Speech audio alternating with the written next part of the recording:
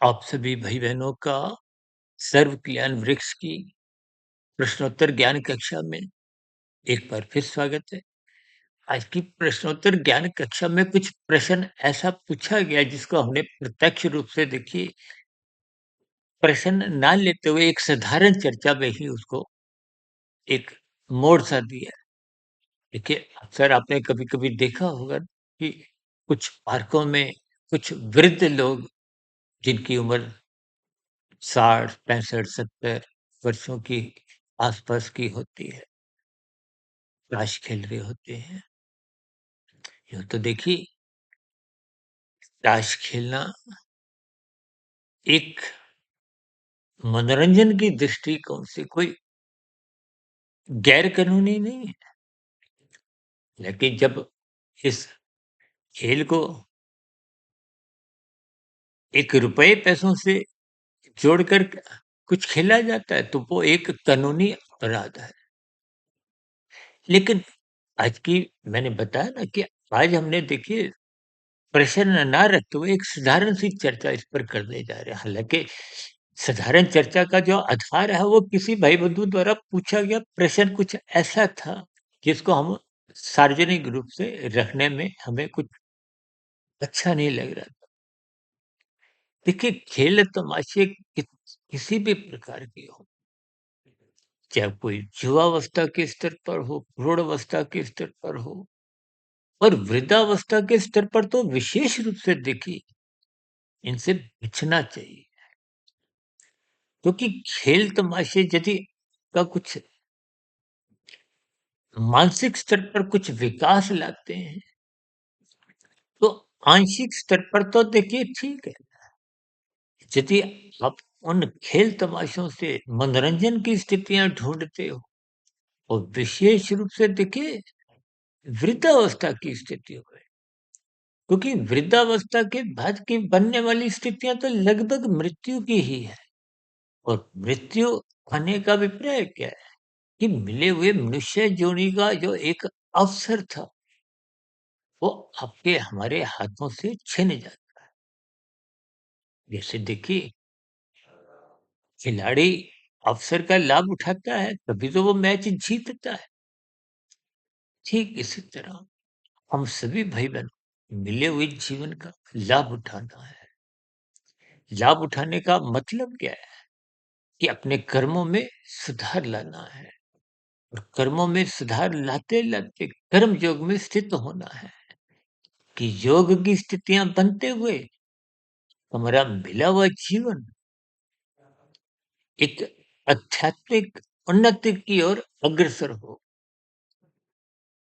देखिए, सर्वप्रथम तो आपको हमें पाप कर्मों से बचना होता है, जो आपके हमारे अधोगति का कारण बनते हैं। तो जब आप खेल तमाशों में कुछ गहरे तल पर उतर जाते हो, देखिए खेल तमाशे, मनोरंजन की स्थितियाँ, मौज-मस्ती की स्थितियाँ, जब तक ज्ञानपूर्वक होती हैं, तब तक तो ये पतन का कारण नहीं बनती। लेकिन जब यही स्थितियाँ अमर्यादित हो जाती हैं, अमर्यादित होने का मतलब ही है कि उसमें सत्वगुण का नियंत्रण लगभग समाप्त हो जाता है। जब ज्ञानमय स्थितियाँ कमज़ोर होती हैं, सत्वगुण की पकड़ी हुई लगाम छूट जाती है या छुड़वा ली जाती है, तो फिर रजोगुण अमर्यादित होने लगता है। अमर्यादित रजोगुण आज नहीं तो कल, कल नहीं तो परसों, वो तमोगुण में घिराएगा। देखिए, ये शब्द बहुत ही सरल होते हुए भी कि हमारे जीवन में एक गहरे तल कभी-कभी अधोगति की स्थितियाँ उत्पन्न करने का एक नींव तैयार कर देते हैं। क्योंकि रजोगुण का पड़ोसी तमोगुण है।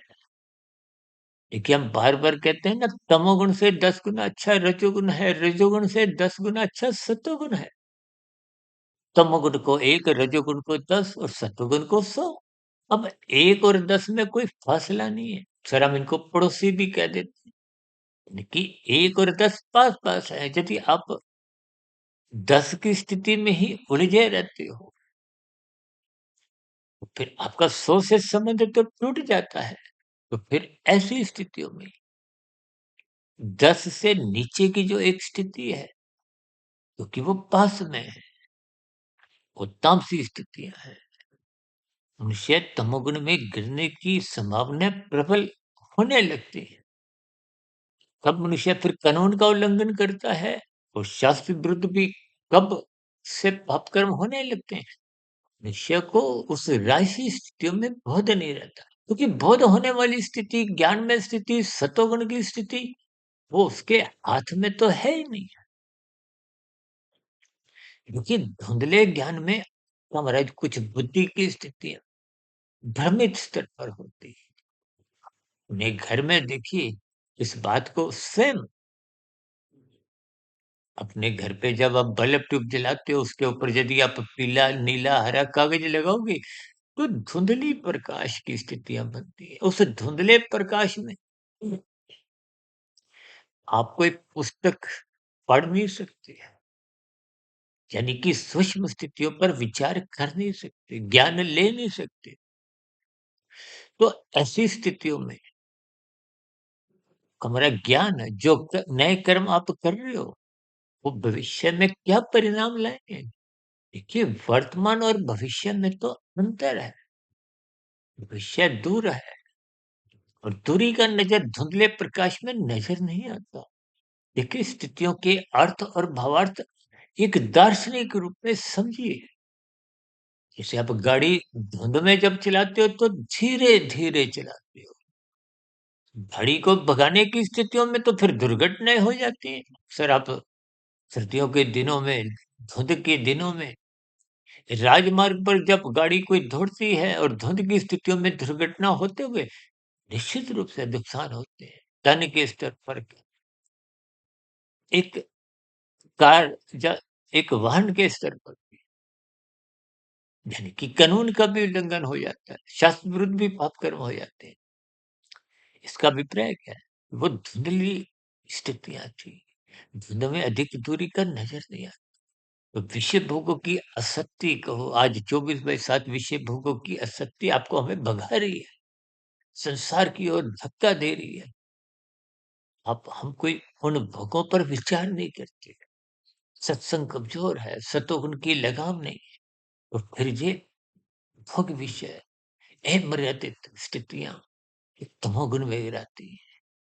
आई भोग विषय बिगड़ने पे ही मनुष्य मादक पदार्थों का कितने अंश में संग करता जाता है। मनुष्य का बातों का जो एक वार्तालाप की स्थितियां हैं, उनमें भी तामसी स्थितियां बढ़ने लगी हैं। लोगों का पहनावा बिगड़ने लगा है। तो ये सभी स्थितियां अमर्यादित रजोगुण के कारण बनती है। इसलिए हम सभी भाई बहनों को आरंभ से ही रजोगुण मात्र एक धर्म की चार दीवारी के भीतर में या मर्यादित स्थितियों में, यानी कि सत्वगुण की लगाम के अंतर्गत ही रखना चाहिए, ताकि और हम अपने मिले हुए जीवन का सदुपयोग करें। ये खेल तमाशे मनोरंजन की स्थितियां में अपना जीवन का अनमोल समय मत गवाइए। सत्संग करिए। देखिए, सत्संग कोई एक वृद्धावस्था की स्थितियां नहीं। प्रकाश बच्चे को भी चाहिए, प्रकाश युवक को भी चाहिए, प्रकाश प्रौढ़ावस्था में भी चाहिए।